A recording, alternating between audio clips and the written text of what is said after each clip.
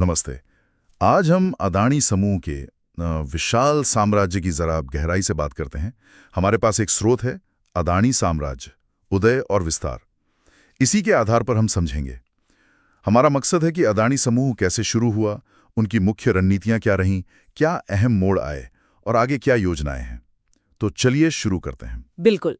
और ये देखना काफी दिलचस्प है कि कैसे एक कमोडिटी ट्रेडिंग बिजनेस से शुरुआत करके ये समूह आज भारत के सबसे बड़े, सबसे प्रभावशाली समूहों में से एक बन गया है, खासकर इंफ्रास्ट्रक्चर और एनर्जी जैसे अहम क्षेत्रों में। हाँ, तो सफर शुरू हुआ 1988 में।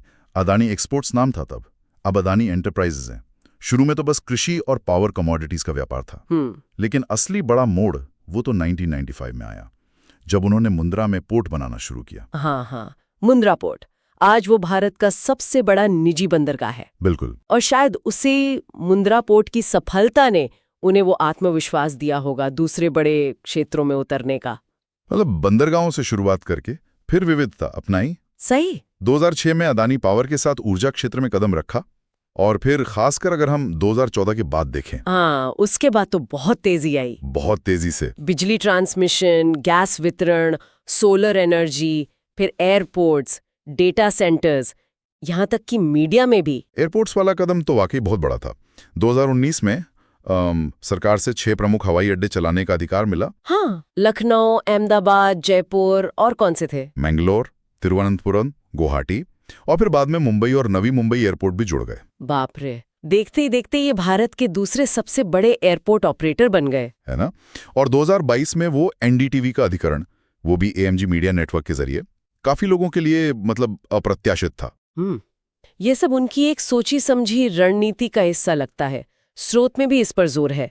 पहली चीज है वर्टिकल इंटीग्रेशन। वर्टिकल इंटीग्रेशन मतलब कि किसी उत्पाद या सेवा के बनने से लेकर ग्राहक तक पहुंचने तक की पूरी चेन, उस पर नियंत्रण रखना। अच्छा, जैसे प्रोडक्शन से डिस्ट्रीब्यूशन तक सब कुछ। बिल्कुल। इससे लागत कम होती है और सप्लाई चेन पर पकड़ मजबूत होती है। दूसरी चीज, एसेट हैवी मॉडल अपनाना। एसेट हैवी यानी भारी संपत्ति वाले प्रोजेक्ट्स। हाँ, जैसे पोर्ट, पावर प्लांट, एयरपोर्ट, ये बड़ी और महंगी संपत्तियां हैं, इनमें भारी निवेश करना। और एक तीसरी बात भी है जो स्रोत में उभर कर आती है, वो है सरकारी नीतियों के साथ तालमेल बिठाना। हाँ, ये बहुत महत्वपूर्ण है। जैसे सरकार का इंफ्रास्ट्रक्चर और ग्रीन एनर्जी पर जोर है, तो अदानी समूह ने भी इन्हीं क्षेत्रों में बड़े पैमाने पर निवेश किया है। बिल्कुल। लेकिन एक सवाल उठता है, इतना बड़ा और इतना तेज विस्तार, क्या इसमें भारी कर्ज का जोखिम नहीं है? बिल्कुल है, और ये एक अहम पहलू है। स्रोत भी इस बात का जिक्र करता है कि इस विस्तार का एक बड़ा हिस्सा कर्ज लेकर फाइनेंस किया गया है। अब देखिए, जहाँ एक तरफ ये तेजी से बढ़ने में मदद करता है, वहीं दूसरी तरफ ये कंपनी को ब्याज दरों और आर्थिक उतार चढ़ाव के प्रति ज्यादा संवेदनशील भी बना देता है। तो ये एक तरह से हाई रिस्क हाई रिवॉर्ड वाली रणनीति कह सकते हैं। समझ गया। और इसी संदर्भ में वो राजनीतिक संबंधों की बात भी आ जाती है। हाँ, उसकी चर्चा भी होती है। स्रोत के अनुसार गौतम अडानी और प्रधानमंत्री नरेंद्र मोदी के बीच करीबी संबंध माने जाते हैं। खासकर जब मोदी गुजरात के मुख्यमंत्री थे, तब अडानी के कई प्रोजेक्ट्स राज्य में शुरू हुए थे। हालांकि अडानी समूह हमेशा इस बात से इनकार करता आया है कि उनकी सफलता का राजनीति से कोई लेना देना है। हाँ, वो ये स्टैंड हमेशा लेते हैं। और फिर आया 2023 का वो हिंडनबर्ग रिसर्च वाला विवाद। हाँ, वो तो बहुत बड़ा मामला था। बिल्कुल। अमेरिका की एक शॉर्ट सेलिंग फर्म है हिंडनबर्ग, उसने अदानी समूह पर गंभीर आरोप लगाए। क्या आरोप थे? मुख्य रूप से जैसे अपनी ही शेल कंपनियों के जरिए शेयरों के दाम गलत तरीके से बढ़ाना, और टैक्स हेवन, ऐसे देश जहां टैक्स बहुत कम या नहीं लगता, वहां मौजूद कंपनियों का अनुचित इस्तेमाल करना। इस तरह के आरोप थे। और इस रिपोर्ट का असर तो जबरदस्त था।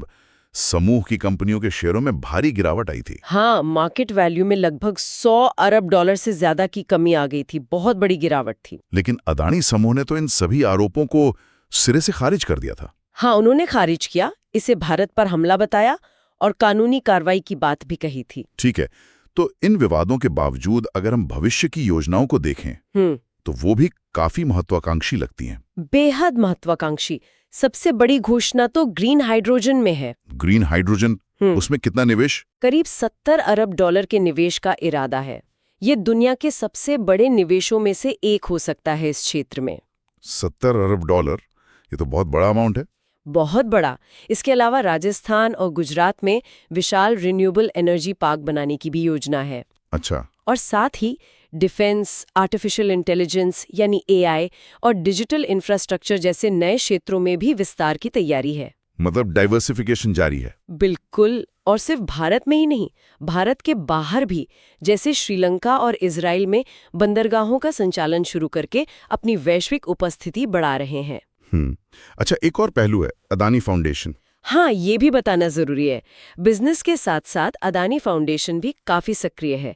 प्रीति अदानी इसकी अध्यक्ष हैं और ये फाउंडेशन CRS यानी कॉर्पोरेट सोशल रिस्पॉन्सिबिलिटी के तहत काम करता है। किस तरह के काम?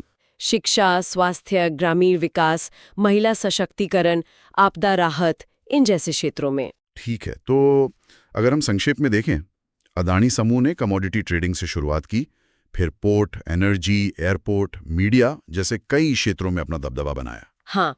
और उनकी रणनीति में हमने देखा वर्टिकल इंटीग्रेशन, बड़े एसेट्स में निवेश और सरकारी नीतियों के साथ कदम मिलाना शामिल रहा है। बिल्कुल।